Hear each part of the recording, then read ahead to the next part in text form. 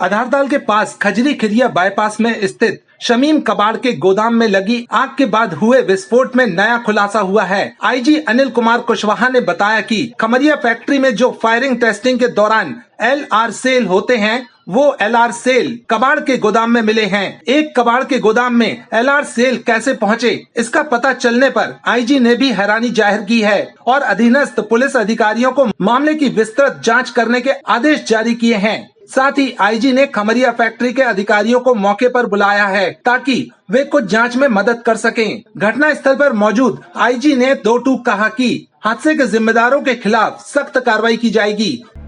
देखिए, अभी कारणों का तो पता नहीं चला है कि एग्जैक्ट क्यों हुआ, कैसे हुआ है ब्लास्ट, लेकिन एक ब्लास्ट की खबर आई थी 12:10 या 12 पे 100 डायल पे। उसमें हमारी 100 डायल की टीम यहाँ पहुँची तो उसके बाद पुलिस भी पहुँच गई था। उनकी जो आधारताल थाना के अंदर खजूरी खिरिया गांव में बना हुआ एक शेड है और उस शेड पे एक ये ब्लास्ट हुआ है।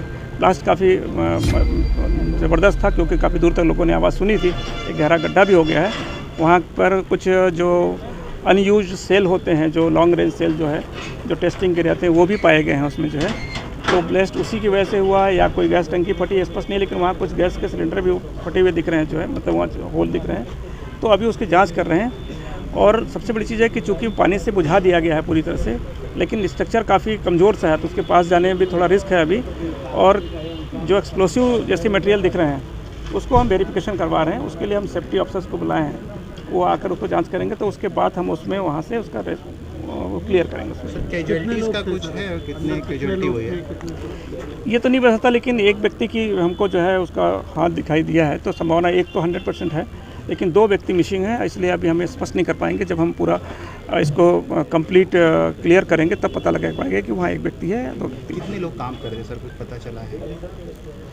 देखिए, फैक्ट्री में 10 लोग थे लेकिन 8 लोग तो हमें मिल गए हैं, लेबर जो 2 व्यक्ति नहीं मिल रहे हैं। इसमें सर आर्मी वालों को बुलाया जाएगा? हम उनका सहयोग लेंगे इसमें वेरीफाई करने के लिए। सर, जो गोडाउन ओनर है उनके पहले से आपराधिक मामले दर्ज है, ऐसा बताया जा रहा है। देखिए, अभी मैं डिटेल ज़्यादा मुझे नहीं पता है कि किसका गोडाउन ओनर कौन है। राज ट्रेडर्स के नाम से लिखा हुआ, बाकी डिटेल्स हम आपको थोड़े से बाद रजा टेलर्स तो उसके बाद ही हम कर पाएंगे। कुछ पता चल पाया आर्मी के ऑलमोस्ट बहुत सारे बम के जो है वो केस यहाँ मिले हैं, किस लिए आते थे? देखिए, ऐसा कहते हैं कि ऐसा बता रहे थे कि यहाँ कुछ गांव में उसको उनका वो किया जाता है, टेस्टिंग होती है। टेस्टिंग में लॉन्ग रेंज में फायर किए जाते हैं तो कभी कभी वो कहीं गिर जाते हैं, नहीं मिलते हैं तो गांव वाले भी उठा लेते हैं, लेकिन वो एक अलग बात है।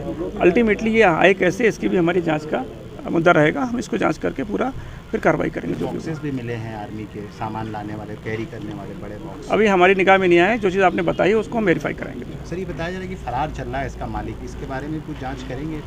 पिछली FIR देखिए, यदि फरार हैं जो भी हो कार्रवाइयाँ तो अपने आप हो गए। यदि आरोपी में किसी प्रकरण में तो गिरफ्तार होंगे, उसमें कोई इश्यू नहीं है। लंबे समय से फरार है, आधारताल थाने में इनकी शिकायत भी है कई सारे मामलों में। वहीं मौके पर पहुंचे कलेक्टर दीपक सक्सेना ने कहा कि जिसका गोदाम है वो आपराधिक प्रवृत्ति का है। घटना की पूरी जांच बारीकी से की जा रही है। आईजी के अनुसार शमीम के कबाड़ गोदाम में गुरुवार को 10 मजदूर काम कर रहे थे, जिनमें से 8 सुरक्षित हैं। इनमें एक भोलाराम भूमिया नामक मजदूर की लाश मिल गई है, जबकि दूसरे मजदूर की तलाश की जा रही है।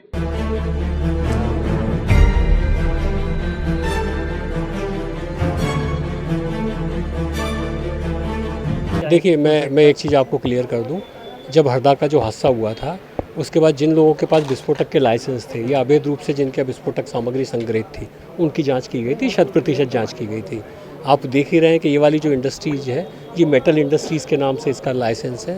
पॉल्यूशन कंट्रोल बोर्ड से इसको अनुमति है, जो बोर्ड लगा है उसके हिसाब से।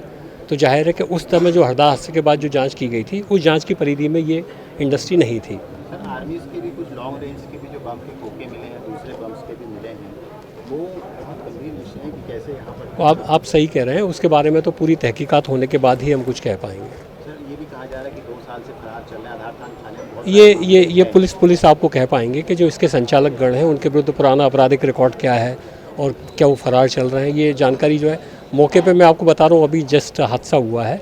हमारी पहली प्रायोरिटीज़ ये है कि हम रेस्क्यू ऑपरेशन चलाएं। मौके पे यदि कोई घायल है या मृत व्यक्ति है तो उनकी बॉडीज़ को पहले निकालें। इसके बाद की तहकीकात ये जो है बाद में होती रहेगी। सब बैठेगी, सब होगा। मैंने आपको बता दिया, प्रायोरिटी मेरी पहली वो है। वो होने के बाद सब होगा। इसमें पूरी जांच होगी, तहकीकात होगी, सारे कागजात देखे जाएंगे, आपराधिक रिकॉर्ड देखा जाएगा और जो भी दोषी है उसको बख्शा नहीं जाएगा। क्या आप भी आयुष्मान योजना के तहत निशुल्क इलाज कराना चाहते हैं? तो सीधे चले आइए शहर के मध्य स्थित मालवीय चौक के पास शीतल छाया अस्पताल, जहां आपको एक ही छत के नीचे मिलेगा संपूर्ण बीमारियों का इलाज। 7 वर्षों से रहा विश्वास का प्रतीक, हजारों बीमार व्यक्तियों का किया सफल इलाज, बोन मैरो बायोप्सी कैंसर का सफल इलाज।